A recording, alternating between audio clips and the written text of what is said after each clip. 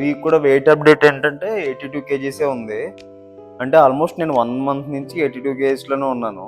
So, కాకపోతే still like నన్ను రెగ్యులర్‌గా కలిసే వాళ్ళు చెప్పేది అది చాలా లీన్ అవుతున్నానని చెప్పేసి. నాకు జిమ్‌లో పెర్ఫార్మన్స్ కూడా తెలుస్తుంది. వెయిట్స్ బాగా అంటే ఈజీగా లిఫ్ట్ చేయగలుగుతున్నాను.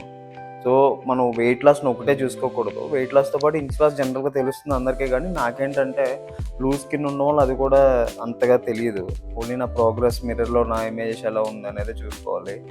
సో, అందరికి కొంతమందికి లైక్ ఇన్స్పిరేషన్‌గా ఉంటుందని చెప్తున్నా. ఓన్లీ వెయిట్ లాస్‌నే ట్రాక్ చేసుకోవద్దు. సరే వెయిట్ లాస్ అనే పదం వాడకూడదు. ఫ్యాట్ లాస్‌నే ట్రాక్ చేసుకోవద్దు. మనం ఎలా ఉంది, మన షర్ట్స్ అయి కొంచెం లూజ్ అవుతున్నాయా, తర్వాత మన మిర్రర్‌లో ఇమేజెస్ మన కాన్ఫిడెన్స్ లెవెల్స్ పెరుగుద్ది, స్ట్రెంత్ పెరుగుతూ ఉంటుంది. ఇదే ట్రాక్ చేసుకోవాలి.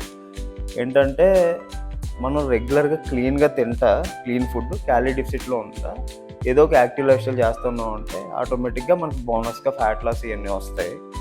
సో, అదే మా ఫ్రెండ్ మల్విన్ ఉంటాడు. ఆడు అదే ఒక 500 గ్రామ్స్ అది త 500 గ్రామ్స్ అని కాదు, వెయిట్ తగ్గకపోతే డిసప్పాయింట్ అయిపోయి అన్న తగ్గలేదన్నా అని ఫీల్ అవుతుంది. అలా ఏం కాదు. వెయిట్ తగ్గినా తగ్గకపోయినా you keep doing this and ఇదంటే లైఫ్‌లో భాగం అనుకుని నువ్వు చేస్తా ఉంటే లైఫ్ స్టైల్ చేంజ్ అనుకుని ఆటోమేటిక్‌గా రిజల్ట్స్ ఫాలో అవుతాయి.